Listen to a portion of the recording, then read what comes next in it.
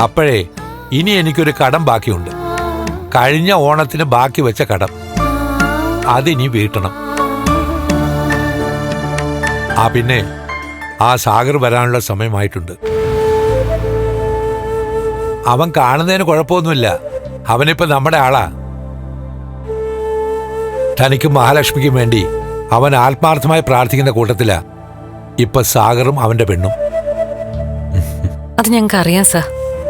എന്ന് വെച്ചാ പുറത്തോട്ട് നടന്നു പോകാമെന്നാണ് പറഞ്ഞത്. എങ്കിലും വീൽ ചെയർ കാറിൽ ഭദ്രമായി തന്നെ വെച്ചോണം. അതിൽ സഞ്ചരിക്കേണ്ട സമയം വരുമ്പോ അതിൽ സഞ്ചരിച്ചേ പറ്റൂ. ശരി സർ. എന്നാ പിന്നെ നടക്ക്.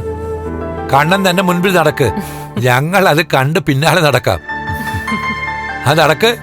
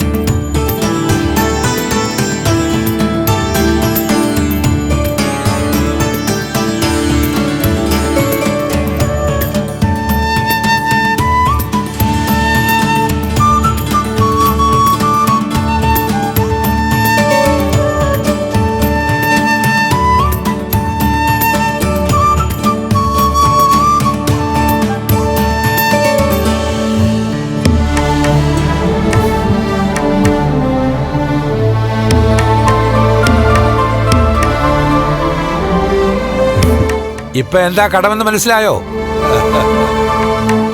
മനസ്സിലായി സർ. അന്ന് മഹാലക്ഷ്മി ഊഞ്ഞാലിരുന്ന് ആടിയപ്പോ അന്ന് തനിക്കതിന് പറ്റിയില്ല. അന്ന് ഞാൻ പറഞ്ഞതാ ഇന്നാണ് ശരിക്കും കണ്ണന്റെ ഓണമെന്ന്. ഓണസദ്യയൊക്കെ ഇനി മോളുടെ വീട്ടിൽ പോയി കഴിച്ചോ. പക്ഷേ നിങ്ങൾ രണ്ടാളും കൂടെ ഒരുമിച്ചിരുന്ന് ഊഞ്ഞാലാടുന്ന ഞങ്ങൾക്ക് കാണണം. എന്താ ആനന്ദു? പിന്നെ അത് വേണം. രണ്ടാളും ഒന്ന് കേറിക്കേ. വാ.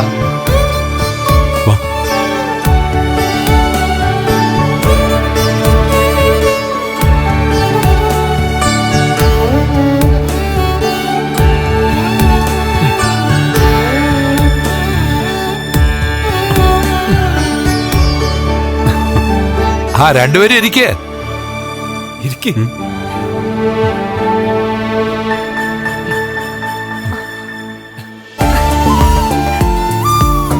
പിടിച്ചിരുന്നോണേ.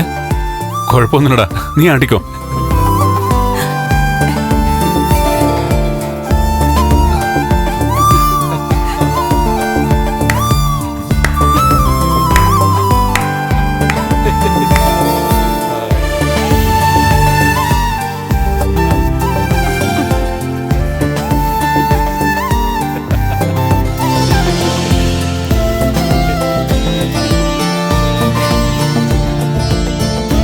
എല്ലാം വൃത്തിയായി പകർത്തിക്കോ.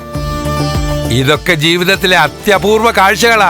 കുറച്ചു നാൾ കഴിയുമ്പോ ഈ ദൃശ്യങ്ങളൊക്കെ നിങ്ങൾക്ക് കണ്ട് ആസ്വദിക്കാം. അതുപോലെ തന്നെ നിങ്ങൾക്ക് കുട്ടികളൊക്കെ ജനിക്കുമ്പോ അവരോട് ഇപ്പൊ നടന്ന കഥകളൊക്കെ പറയാം.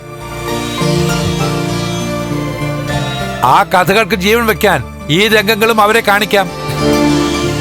ഇനിയിപ്പോ സിദ്ധയായ അമ്മ മഹാലക്ഷ്മിയോട് പറഞ്ഞ കാര്യങ്ങളൊക്കെ നടക്കാനുള്ള സാധ്യതയുണ്ട് അല്ലേ സാർ?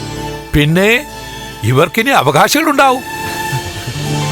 അവിടെ ഇവന് നിരാശയാണ് സാറേ. അറിയാം.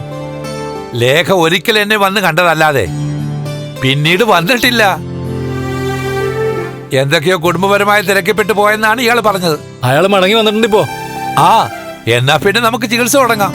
നിരാശയൊന്നും വേണ്ടടോ. എല്ലാത്തിനും ഒരു സമയമുണ്ട്. ആ സമയത്ത് നമ്മൾ ആഗ്രഹിക്കുന്നതിനപ്പുറം ചിലപ്പോ ദൈവം നമുക്ക് തന്നിരിക്കും. ഇനി മഹാലക്ഷ്മി ഇറങ്ങി.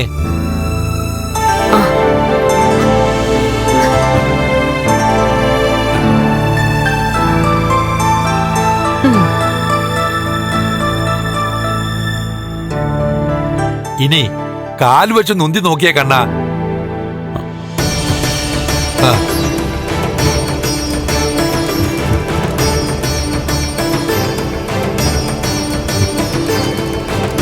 ആ